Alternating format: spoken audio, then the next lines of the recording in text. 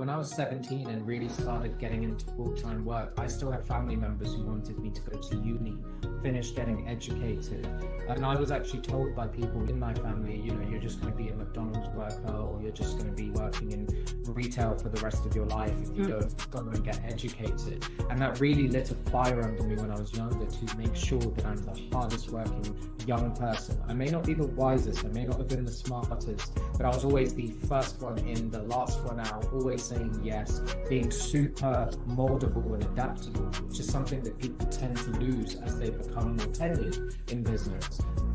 Welcome to Season 3 of Beyond the Business Plan, the podcast for burned out professionals and entrepreneurs who know there's more to life than just hitting the next revenue goal. I'm LeAnn Lyon, founder and chief joy officer of joyminder.com. I'm a private money broker and creator of the Sailing System, SAILING system, for designing a business and life you actually love. Each week this season, I'll be talking with guests and sharing stories about what happens after the business plan works. Money, real estate, legacy, faith, and whole person success. If you're ready to join the sales setters and chart your own course beyond burnout, hit that follow or subscribe so you catch every episode. In a world where dating often feels more like swiping than connecting, one founder is on a mission to bring the human element back to love. With over a decade in tech and AI-driven customer experience and more than $10 million in software sales, he is now using cutting-edge agentic AI to help people spark genuine connections. From London to Manchester, his app has already drawn a community of over 23,000 followers, proving that authenticity still matters in the digital age. Who is the visionary using technology to make dating feel human again? Let's find out as I welcome him to the show. Rakesh, are you there? I am indeed, LeAnn. Thank you very much for the kind introduction. So much fun to have you here. What a thrill. Here we are, a couple days before the big day of the year. Love, Valentine's Day coming up in 4 days. Are you excited for Valentine's Day this year? I am indeed, and we are going to be rolling out some features to benefit our users who unfortunately might still be single on that day. It's actually a way that we can make the people who don't have a special someone to spend the day with feel a bit more special using the platform. Yeah. Oh, I love that. Now, I know that you have this technology, this AI-driven technology. We're going to talk a little bit about that as well. And since this is really the first Valentine's Day that you've had this community, it's super exciting. But I want to know more about you. So, first of all, tell everybody where you are. I'm in London right now. So amongst some very gloomy weather, but London is my home. I was born here and I've lived here for most of my life. Okay. Well, a lot of my guests are in the United States, so this is exciting to expand across the pond. So have you ever been to the United States? I've actually been to America 5 times this year. So I was in Vegas in January. I was in Miami in April. I was in New York in June, September, and December. So yeah, 5 times last year. Apologies. We're in 2026. Right. Yeah. Last year. Wow. So you travel quite a bit. Actually, I don't even know. How long does it take for you to get from London to New York, for instance? So London to New York is unfortunately the longer leg of the flight because of the winds. It's around 7 to 8 hours. But New York to London, once you're in the air, is 5 hours and 50 minutes sometimes. Oh, funny. And then going all the way over to, what did he say? Las Vegas. That's another whole long stretch. Oh yeah, that was very long. And you know, I was really interested to learn, LeAnn, that the distance between Vegas and New York is greater than the distance between New York and London. That was quite shocking to me. And it just shows how wide your country is on the map. It's true. It's true. You need a lot of coffee to get through things like that. Hey, by the way, sales setters, whyilovemycoffee.com. You got to check it out. If you haven't checked this out already, it literally changed my life when I switched to it 9 years ago. I don't go anywhere without it. So, yeah, a lot of coffee on a flight like that, crossing the pond, getting to Las Vegas. Do you have a favorite city in the United States? Miami for sure, Leanne. I love everything about Miami. You know, just when you walk around South Beach and just how free people seem to feel, music playing, the sun blasting, people working out and training. And I think it has, compared to New York and Vegas, it has that good mix of somewhere you could go on holiday and chill by a beach, but also it has that center part if you want to do business and stuff. So for me, Miami is just unparalleled for most locations in the world, except maybe Spain. So when are you relocating? I'm relocating to Spain in the next few years. Are you? Okay. Yeah. Excellent. Okay. And what part of Spain? The south. So the south of Spain is only around a 3-hour flight from London, so it's relatively commutable once or twice a month. But it just has the best weather in Spain. Obviously, it's closer to the equator. The food is amazing. The people are lovely. They have some of the best beaches in Europe. And I can also speak Spanish at a very basic level. So that helps. Well, there you go. I have not been to London. I have been to Spain. Boy, I don't even know if I should say how long ago. Yep, I will. It was 36 years ago. And yes, I was an adult. So you met when you were a baby? Is that what you said? No, I was an adult. I was in college. And I lived in Sweden.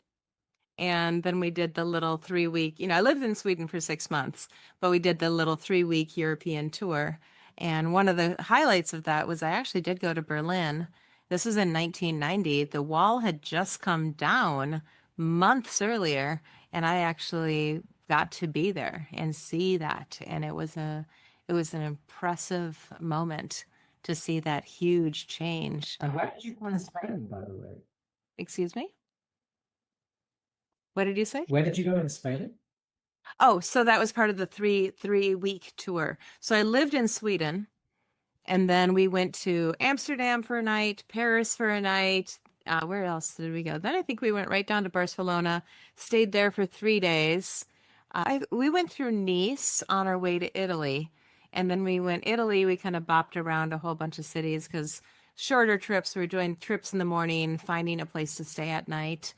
Got down to about halfway down Italy, started not feeling safe as 2 young women traveling alone, and then took the train across, went down to Greece, went out onto one of the islands where I was greeted, as we got off the boat, I was greeted by a Greek gentleman who spoke Swedish to me. And I thought, and I responded, I'm fluent in the language. And I said, but why are you speaking Swedish to me? He goes, well, obviously you're Swedish, which in America, I never hear that. I'm short. I have had dark hair. It's getting blonder, I guess. But people do. I'm not classic Swedish according to American standards. But when I've been to Sweden, yeah, a good 30 to 40% of the population, at least back then, looked a lot like me. And just out of interest, what was your favorite country on that road trip that you done? Well, I had studied Swedish and Sweden for so long. I loved being there. But on the trip, Barcelona was exciting, I would say, because it was so different from Sweden, different from the United States. So that was great. We were also there as they were getting ready for the Olympics, which are taking place in 1990 there. Now I think they're like tearing down Olympic stuff. So but I remember the cathedral, the big cathedral, de Gaudi, I think, was very much like just starting reconstructions. I see people who go there now and it's done, and I'm like, oh, I so want to see that. I did like a lot of places in Italy. I love art, but I'm not a museum goer. I love architecture a lot. And I really like photography more than a lot of other types of art. So Greece blew my mind. I've never seen water that color. Sometimes I have a photo back here. I didn't know that was a real color for water to be. And Boise, right? Is that the color? Yeah, very turquoisey, very cool. On the way back up, we went through what was then Yugoslavia, got stopped, our train, whip out your passports, prove your citizenship. It was a little dicey, little scary. Went to Berlin and then went through Germany, didn't really do anything but stop for a sandwich and back to Sweden. Berlin was exciting. Again, I didn't get a lot of feel for the country per se. I think so. I just had to revisit all that to remember. Amsterdam surprised me. Venice surprised me. Amsterdam because they had so many canals, more than Venice, and Venice because it really reeked. It was so stinky. It was so I smelly. was 14 months ago. I didn't observe that. I must have had a blocked nose. I didn't actually observe that. Well, Thanks. 36 years ago. 36 years ago. And if the water was high or the water was low, I remember sitting at a restaurant. We were sitting outside the restaurant, and the water was like kind of lapping up onto the base of the restaurant. So I think the water was super high, and maybe that, I don't know. But those are some of my interesting memories from that. Yeah, But and it's interesting you mentioned the last three places you went to were Berlin, Venice, and what was the third? Amsterdam, because those are the three places I done on a European tour just 14 months ago. oh, fun. Great. Have you been outside of Europe and the United States? Have you gone other Oh yeah, loads of it. I'd say I've been to at least 40% of the countries in Europe. I've been to India. I just in September of last year, I went to Indonesia, Philippines, Singapore, stopped in Hong Kong. I've been to Sri Lanka before. That's it in terms of Asian countries. But North America, I've been to Canada as well. I actually lived there for 3 months when I was 22. And I've also been to Colombia in South America. So I'm not the most traveled, but I've definitely got some experience on that really. Yeah. Impressive. I think I'm at 24 or 25 countries. The ones that I could add would be Jamaica, and some Belize, Costa Rica. Those were beautiful, really impressive. But those were quick stops on a cruise ship with my family. So No. yeah, it's, I love travel. Obviously you do as well. How many trips did you take in 2025? I think I went to so obviously America 5 times, 3 countries in Asia, so that's 8 trips. No, only eight actually. Yeah, not as many as Travel. There's a lot of travel. And of course, one thing we know about Americans is a lot of Americans never travel to that extent. Many, many never leave the state that they're born in. But again, as you said at the beginning, it's a really big country. I mean, we had family from Sweden come over once when I was little, and we were going to take them on a driving trip, and we were going around 2 or 3 hours into this week of traveling, and the kids who were my age, who were 10, 11, 12 years old, are we at California yet? And I'm like, oh, we are not even out of Minnesota. Yeah, and as I work with Americans every day, it's just very interesting how you see driving versus us. So for us, anything more than like an hour and a half is a very long drive in the UK. But you guys regularly drive multiple hours and it doesn't even faze you. And it's just so interesting that you could spend years exploring your own country. If I wanted to explore England, I could literally do that in a weekend. Just fly into different spots, maybe check it out for a few hours. If you really tried, you could do it in a weekend. Wow. Yeah. Yeah. I love travel. Thank you, Mom and Dad. They did something very unusual in the 70s when I was little. Yes, I'm totally dating myself here, but it's okay. I'm all about authenticity. But we would take our spring breaks and our summer breaks. They would take vacation, and they had 9 to 5 typical jobs, but they would use their vacations to take us, my sister and myself, to places. And we would drive. I mean, we saw the coolest things. I was 12 years old when I took my first flight. That's when we went to California. I was 16 or 17, probably 17, when we finally got to Hawaii. And just so blessed. My parents brought me to so many states. I've now been to 49. So I've one to go. There's 50. Yeah. 50. Despite all the controversy these days, there's 50. Okay, I'll take your word for it. Yeah. So here, now this is a challenge because I know you're less familiar with the United States, but the one state I have not been to is the biggest of the 50 United States? Do you have any idea what that would be? Alaska? Yes. Huh. I had an American guess Hawaii one time. Yeah, fortunately, I do follow America quite a lot. And I mean, granted, I was there 10% of my year last year I spent in America, and I speak to them every day. So I do know a little bit about your country, and I actually love it. I do love America. And every time I've been there, everything's just bigger than the UK. The streets are wider, even portion sizes at restaurants are bigger. It's just like a bigger version of London when I'm in New York. That's how I describe it. Everything's just bigger than it is in London. But that doesn't mean to detract from London. I think London, there's also beauty in everything just being so instantly accessible. You walk to any area of central London, there's like people there, there's cohorts, there's people at bars, pubs, restaurants, street performers. The only observation I noticed in New York and other states is that you can walk for a long time and sometimes just not see anything going on, but you rarely see that in London. There's always something going on within a couple of minutes of walk from the house. Nice. By the way, when you lean back, I can see it says boss. And I know this is a business podcast, and I could talk about travel for the whole time, but I really do want to hear more about your business history and what you've done. So we're going to go there. And by the way, for anybody listening and you're wanting to start a business, you're thinking about starting a business, we are talking today to a pro.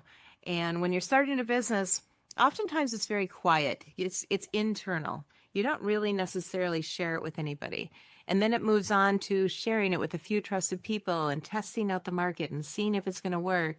And then you move a little bit forward and you start putting things in places before you launch. And with Joyminder, we call that the sailing system. SAIL, L is launch, and then ING, where you get to growth and being able to give and things like that. So that's the sailing system. If you're interested, you can get the free download at joyminder.com. Button right at the top. Get the sailing system, because I think you're going to hear many of those steps in our conversation coming up. So Rakesh, when you first started your first business, when was that and what was it? So my first business, it was more of an online presence I had. I used to, when I was 22 years old, I was obsessed with reading psychology books, and I read just about every intergender psychology book in terms of how men react to women, how women react to men that there was. And one of my favorite authors was Robert Greene, who wrote The Art of Seduction, The 48 Laws of Power, The Laws of Human Nature. But anyway, I started making loads of YouTube videos as a 22-year-old who just read lots of theory, but lacked a lot of practice in the dating world. And I actually started amassing a lot of views, and people started listening to what I was saying. And that was my first business. It was more of an online presence, but I had people booking consultancies with me, so it was revenue generating. But I did get a bit bored of that because I found a lot of the content I was making, I was repeating the same advice and the same problems were just surfacing again on my consultancy calls. So I did stop that 4 years ago. Okay.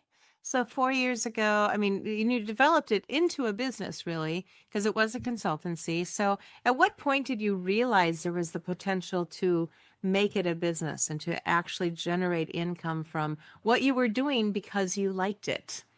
So when I was making the videos on Instagram and YouTube, I just had at one point, I think 1,000 unread DMs on Instagram. And it was just people who wanted, for some reason, a young 22-year-old help on their situation because they resonated with me on video. They probably saw me as authentic, and they clearly thought that the advice I was giving was correct. And then I just saw these thousands of DMs, and I used to help people for free. And at one point I said, okay, well, this is taking a lot of time. Let me start charging people, Yeah. Genius idea, but not really. And so I started charging people a very low amount. It was like $20 an hour for me to help them. Then that got busier, so I increased the price a bit. And that's when I turned that into somewhat of a business. It was never like a 6-figure business or anything like that revenue-wise. But as a 22-year-old, monetizing something I had a lot of interest in was a bit of a success for me. It was definitely a check mark for me. Very cool. All right. And how systematic did it get? Did you end up hiring anybody to help you, or was it all you? It was all me. And that's actually probably a flaw in hindsight. If I had had the video editors I have today, had I had some of the advisors I have today, I think I could have really blown that up a lot more than I did. So it was all me. I was doing the planning, I was doing the recording, I was doing the publishing, I was doing the editing, I was doing the Instagram DMs, I was doing the consultancy sessions, I was designing the thumbnails, I was literally designing my own website. I'd done everything by myself. So did you just kind of hit a wall, or were you just, like you said earlier, you've Lost passion for it. Yeah. I lost passion for it. I found all the sessions that were being booked with me, because my target audience was women. I was helping women with problems they had with men. And almost speaking from the male's point of view, it was just the same problems again. I was repeating myself on what the fixes were. My content started becoming repetitive. And I see a lot of other content creators, like who are coaches, they say the same thing in different ways. I started finding that very disingenuous. It's like, oh, just for the sake of keeping my channel alive, I have to say the same thing in different words. It's just disingenuous. I like being authentic across everything I do. Very cool. So that was only 4 years ago. What happened next? So I have always been in tech. I dropped out of full-time education at 15 years old and started working at 16. But I've had a very good career since 16, and I've won lots of national awards in the AI, telecoms industry, AI and telecoms industry.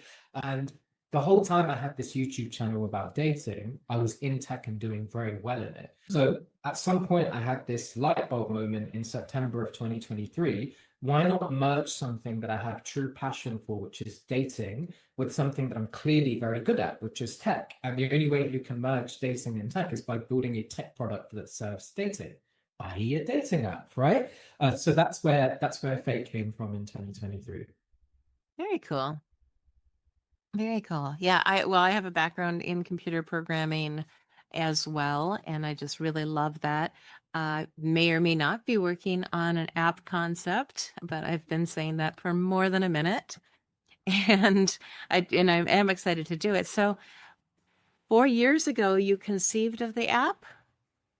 September 2023, which is around 2 years and 4 months ago, was the first time I had the idea. But as with everything I do, I tend to execute very fast. So it actually matches exactly what you said at the start. You said, you have the idea, then you speak to a few close, trusted people, and then it followed that exact sequence, but very quickly. So from the point of idea to I had a whole development team building it was about 3 weeks, 2-3 weeks. Yeah, truly. The sailing system does not need to take a long time, especially now that we have AI to help with it. I mean, I've done things, even just this past weekend, I did things in minutes that I used to it would have taken me hours and hours. And this was a calculations project that I was working on. It would have taken me so long because I would have been with my calculator, figuring it out. And I was just speaking it into AI, like, hey, what if we change this number to this, recalculate, and bloop, in seconds, everything was done. Nope, those numbers aren't right. Let's try this. It was crazy. AI has sped up so many things, but you still said September 2023. You launched the app in 2025. So I do want to point out, for anybody not doing the math yet, it took 2 years. And so what was, and there was a break then too, because that was 2 years. What did you do between I've had enough? Were you still in tech? I was always doing the full-time tech role where I was selling AI to some of the biggest businesses in the world to help them automate things, run more efficiently.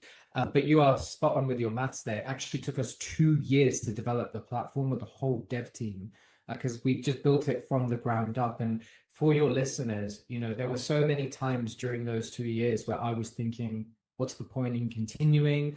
Dev would hit a roadblock, things wouldn't be working. LeAnn, a few months before we were meant to launch, when we submitted our app to the App Store, they said, we don't want any more dating apps. They said, we have a guideline, 4.3b, on the App Store saying saturated categories such as fitness apps, dating apps, we don't want anymore. And this was an oversight. Imagine having to, after spending hundreds and thousands, getting people working on equity, not paid for years, I had a situation where it could have been that I never even published my app. Wow. Okay, you said so many cool things right in there that I want to, if it went over anybody's head, I'm going to pull these things out. First of all, after you launch the letters I, N, and G, we talked about G, but I is integrate and adapt. N is navigating the storms. So we do this whole sailing analogy because I plan to live on a boat. I don't know about you, but I'm going to live on a boat. And so sailing, I'm not going to live on a sailboat, but I never even tried to come up with a boating analogy. Sailing just is so much more free sounding. But yeah, the integrating, the adapting, the navigating the storms, that is part of business. And you went through that really before your launch. Oh, and I'm sure nothing like integrating or navigating storms has happened since the launch, has it? We've definitely had storms since the launch. I can give you many examples if you want to know, but I'll let you ask if you're interested. Well, before I do, and I probably will, if I remember, is you also said, because I was thinking, wow, okay.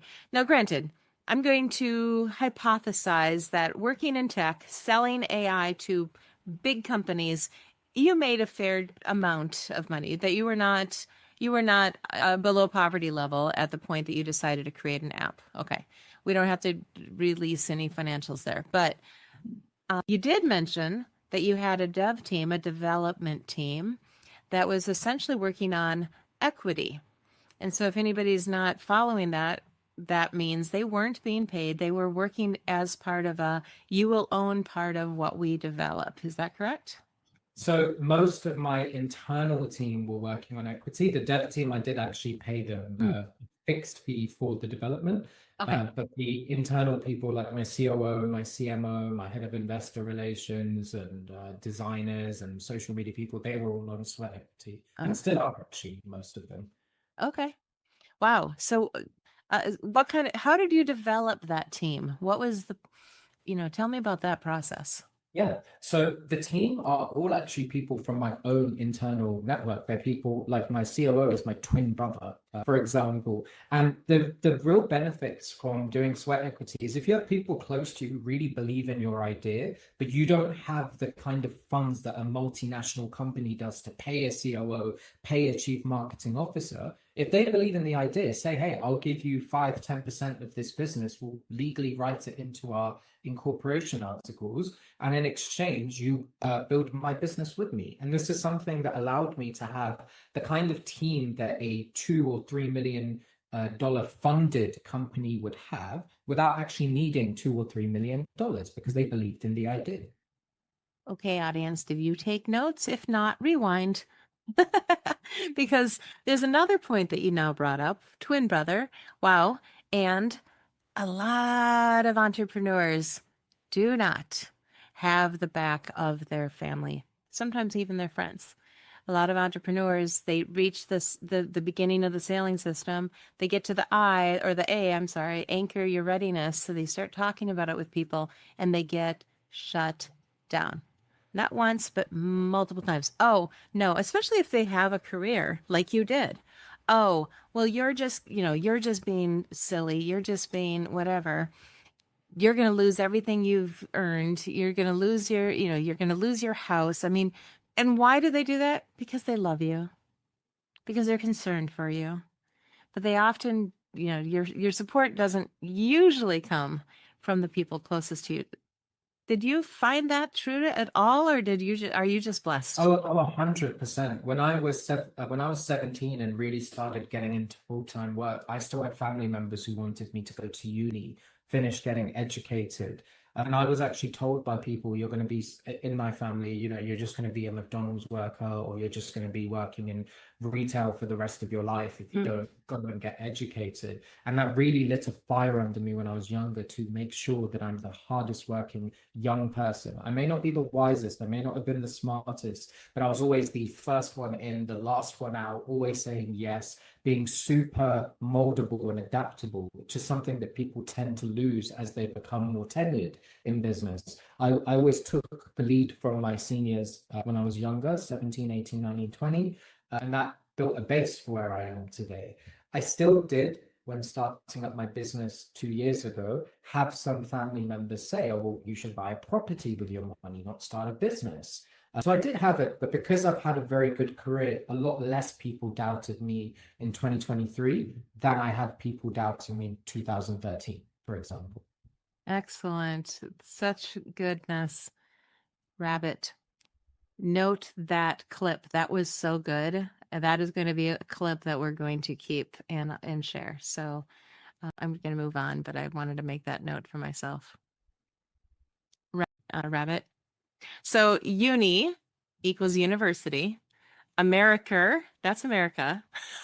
Yeah, that's Sorry. I'm very thoroughly enjoying your European accent and all your uni is university. So yeah, I think there's a handful of people who have done very, very, very well without the traditional route of education. I think your generation, even my generation, was really told we had to follow the script. We had to go this way or we would never be successful. And yet there's people like you and a lot of other people, like, people who started Amazon, I don't know, that were very successful without that background, without that university background. Do you have any thoughts on why?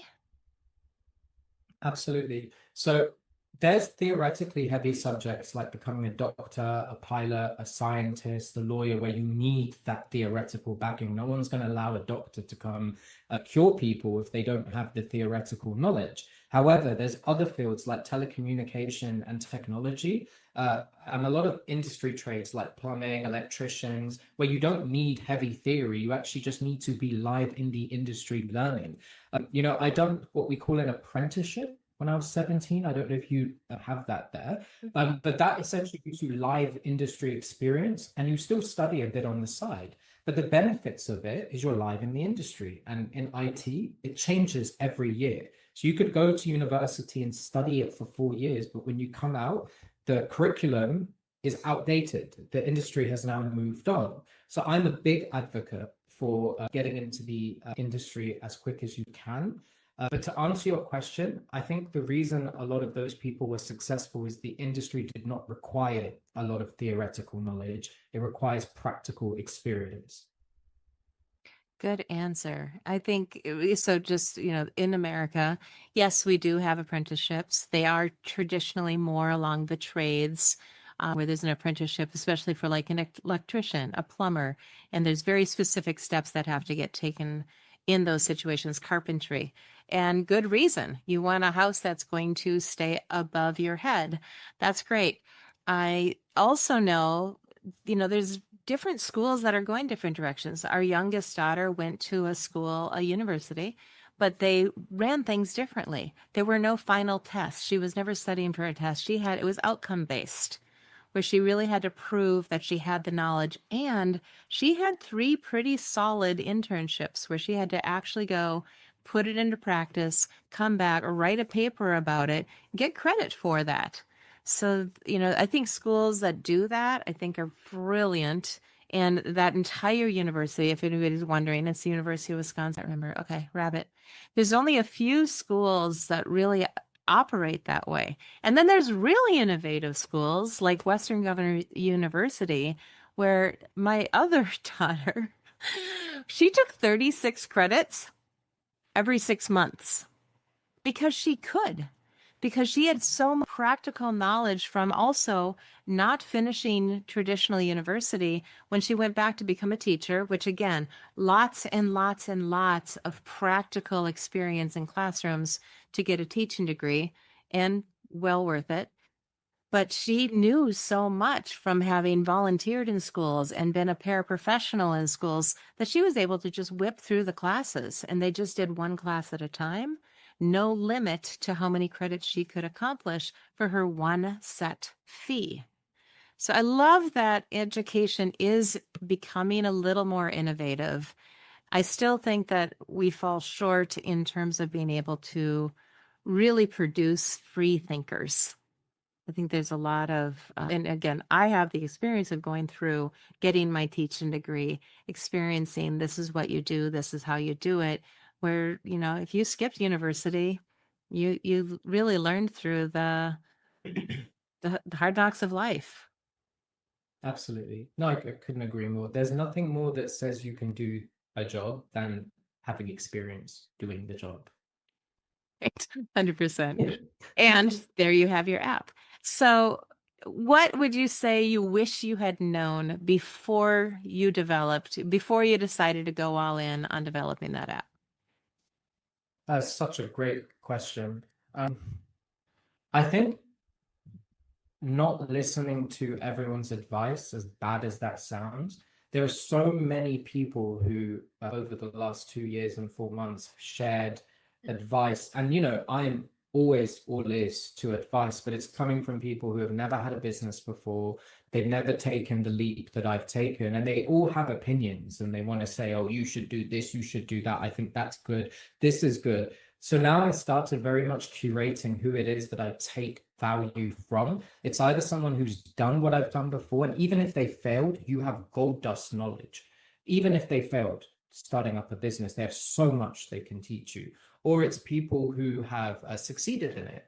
It doesn't need to be in my niche, just someone who's taken that leap, can resonate with the decisions, and has failed or succeeded. But I now kind of filter out other opinions. Because it's just noise. And Steve Jobs talked about the signal to noise ratio, and I've very much started implementing that with a lot of the stuff I do today. Did you say gold dust? Yeah, gold dust. I think even people who have failed businesses under their belt have so much they can teach you. I am personally taking that one in. Thank you. And the whole point of this podcast, the Beyond the Business Plan podcast, and the summit that I run 3 times a year, is to do that, to bring in experts in business, to pour into those that are in any part of the sailing system and help them, know where they're at or know what they need to do at that stage and how to get to the next stage as well. So that's, all of the podcasts. Why do I bring in amazing entrepreneurs like you, people who are successful entrepreneurs, so that we can inspire those people who are thinking about it or are entrepreneurs, but just a little stuck, because they can learn from all of this. So I really appreciate you. I'm like, oh, I want to go rabbit. And then you said something about signals and noise ratio. I have not heard that before. Yeah. So signals are the things that are actually going to drive your business forward. It can be practical things that you need to do every day. It can be key KPIs and metrics that you need to improve. And it can even just be learning about from people or from content that helps you drive your business forward. And noise is kind of the things that you should only spend 20% of your day on, I'd say. It's the noise. It's like maybe cadence calls. It could be, having to take notes about things. And it's really about spending as much of your time on the signals. It's the 80-20 rule. So I've really been making sure that every day when I start my day, I make a list of signaled things I need to do that are going to signally drive my business forward. And I don't leave my office until I finish that list. And I spend minimal time on noisy activities. And where possible, if they're still important, delegate it. That's why I have a team. Delegation has been something I've been very, very bad at. And I think a lot of early stage founders can resonate with this. It would take so long to explain how to do something to someone, you might as well just do it yourself. That's been my philosophy. But I've actually learned you wouldn't have these people on your team if you didn't believe their competence. So just delegate, right? Let the other people do their jobs and offload yourself. Because I think at a founder or CEO capacity, really, you should be, I see it as like you're a chief enablement officer. You're there to enable everyone to do their jobs, give them targets, help them, encourage them, give them more funding when they need it for their department. You're not really there needing to get in the weeds of things. And I think that's been a steep learning curve for me. Yes, thank you for sharing that and being so honest about it. It is hard. I do have a team. I work with virtual assistants, so a lot from the Philippines. I heard you say you've been to the Philippines. And I'm so blessed that I'm able to hire specialists. So when I need a new graphic, my graphic person, and she's incredible. Any graphics you've seen that have been produced in 2025 and now 2026, that's who's done it. And she's amazing. I'll have an idea, I'll describe it, and she comes up with something I don't know, 13,000 times better than what I even pictured. Maybe that's an exaggeration. But yeah, and then I have a communication specialist, and I have a social media specialist, and I have a specialist that just helps me with my platform and all the automation and the things that have to, the systems, the keeping track of where are people at. When I run 3 summits per year, that's a lot of people to keep track of. When I have, I think this is, well, this is only my second podcast of this 3rd season. But last season, I think I did somewhere around 20. My first season, I did 37 podcasts. So that's a lot of people to track. And so having great systems in place really helps. Do you want to add to that at all?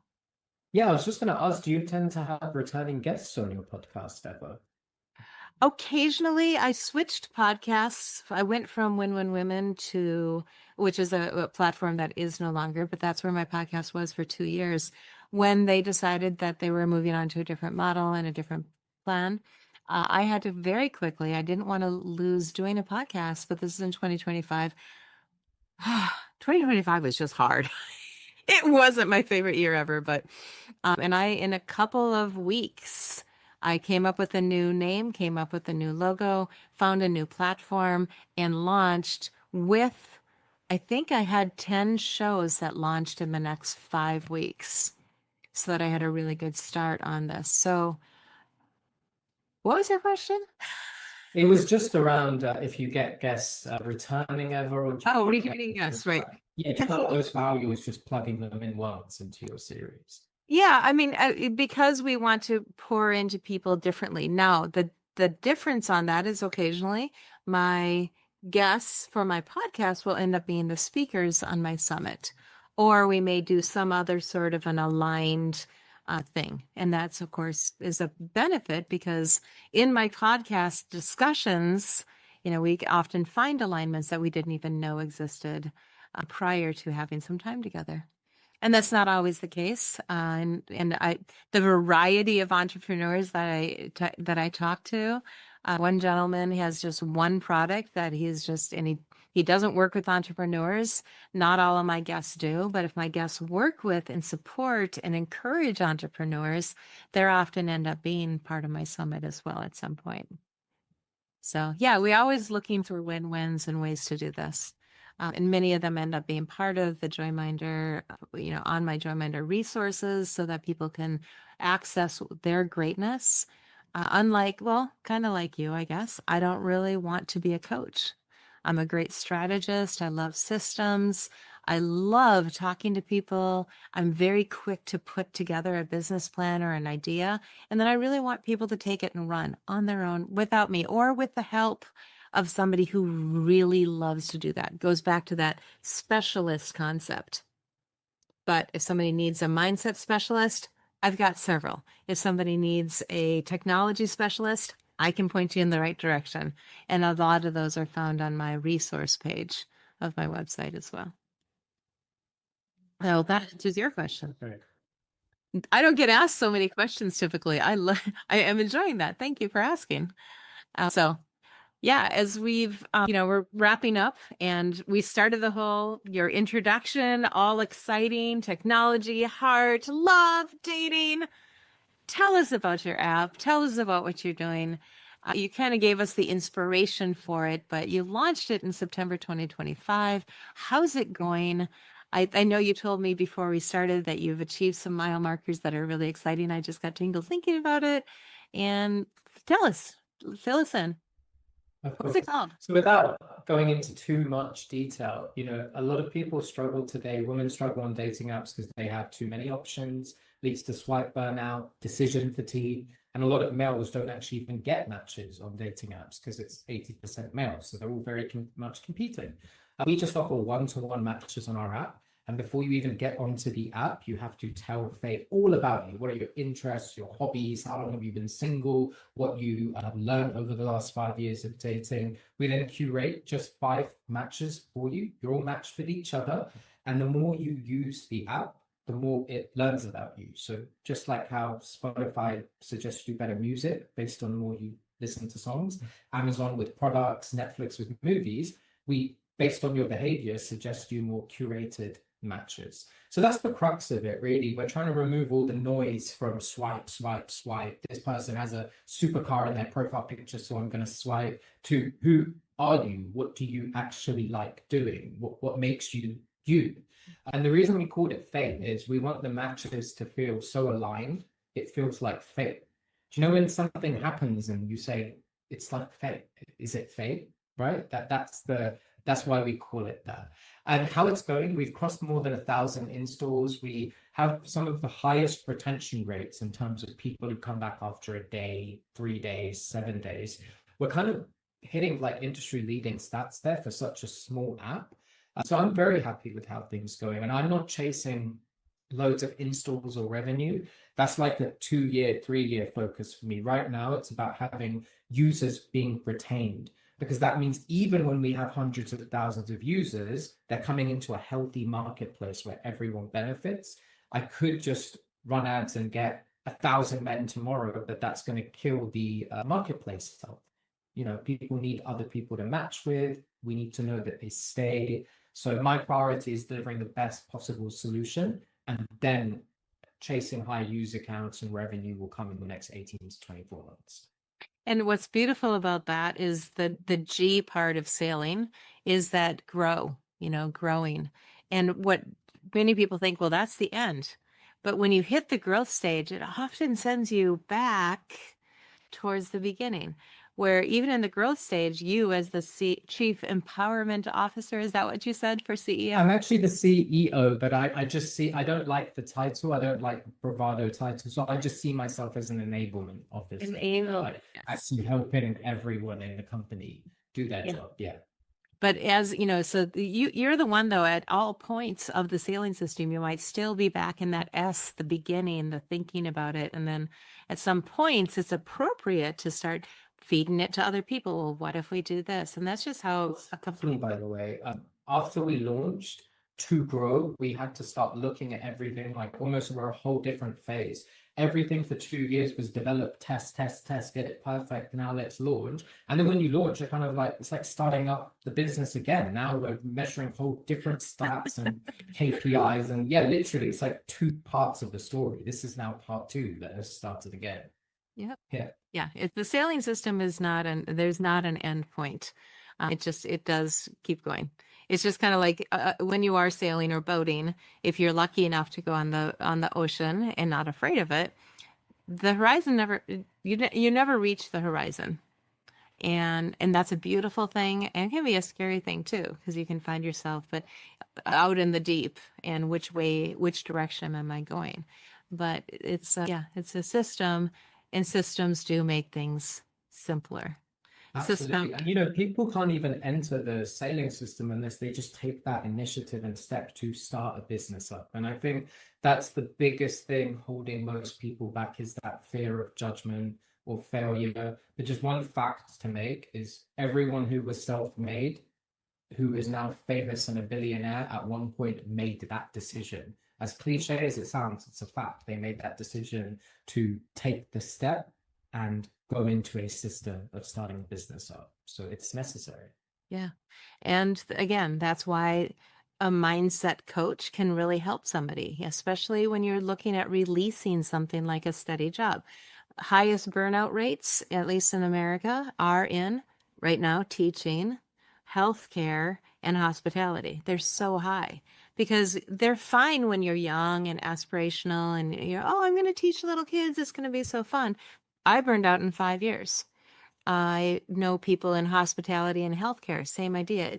It gets to be hard on your body, those industries. It's not so bad when you're 20 and waiting tables, but when you're 40 and waiting tables, it's a whole different game. In fact, we look at football players and they're really old when they're 42, right? Yeah. Well, it's not that different if you're waiting tables, bartending, staying up until 3:00 in the morning, cleaning, things like this. That just gets hard on your body. So there's a huge burnout rate, but the money can be so good. Bartending can be phenomenal money. And so how do you let go? People have a struggle with letting go of something that they know, even if they're unhappy. So that's mindset coaching can be a really great step to help them be brave enough to, like you said, start. You have to take that first step. Well, as we wrap up here, and congratulations on all of your success. When do we get to see your app in the United States, by the way? I'd say middle of 2027. That's going to be a huge step to into such an important country. So we want to take our time. Yeah, for sure. Yeah, that's a really big step. So congratulations in advance on that growth, and also on the growth that you've already had. For entrepreneurs, beginning, thinking about it, existing, what's your final message for them? Take the step, ignore the noise, and understand that everyone who made something great of themselves that's self-made was once in the exact same position you are. And the only thing that separated them and you is they took the step. Beautiful. Yes, I do remember somebody saying, never take advice from somebody who's in a situation you do not want to be in. That's my motto, honestly. Really? Yeah, I mean, for the last 2 years, it's been my motto. Well, for the last 6 months, based on what's happened over the last 2 years, I now say that to myself. If they don't have knowledge, a lifestyle, or a skill set that I want, then why should you listen to their advice in that remit? I think there's caveats, friends who care about you, your mother maybe. My mom's not a business leader, but I still know her advice is always because she cares about me, right? So there's a different angle where there's sometimes nuances, and I do listen, for sure. You should always listen to your mother. I agree. Probably nobody loves you more than she does. And that's a blessing. So, yeah, I don't remember who said that, but it's very true. And I came from a background of network marketing, even where, again, even network marketers with very little dollars invested initially will get pushback from people saying you're crazy, it'll never work. And yet there are multi-million-dollar network marketers out there. They are rare. That is true. But that's true in all of entrepreneurship. So be careful who you're taking your advice from. And Rakesh, thank you. Thank you so much for being here today. This is fun. Thank you, LeAnn. This was very good. I really enjoyed the conversation.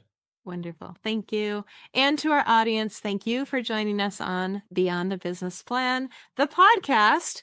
Definitely come over to joyminder.com to check out Beyond the Business Plan, the summit, which we are blessed to do 3 times a year, and unleash your joyful business or business potential. Remember, entrepreneurship is a voyage you can take with others, so find your tribe for the journey. Please do give us a like or subscribe or whatever you do on your favorite podcast or video platform. It's an inexpensive way that you can show your appreciation for all that we do. And we hope that this has inspired you. Keep shining and aligning with your purpose and Joyminder Solutions. And come back next week for our new inspiring episode. And keep spreading the joy, keep leading with heart, and I will catch you on the next wave of success. Thank you for sailing with me on today's Beyond the Business Plan podcast. If this episode helped you as a sales setter, the best next step is to follow the show and share it with one friend who's ready to move beyond burnout into a more joyful, aligned way of doing business and life. To see where you are in the sailing journey and get your next right steps, download the free Sailing System Guide at joyminder.com. And if you're exploring real estate investing or private money lending, you can also learn about working with me at lioncapitalllc.com.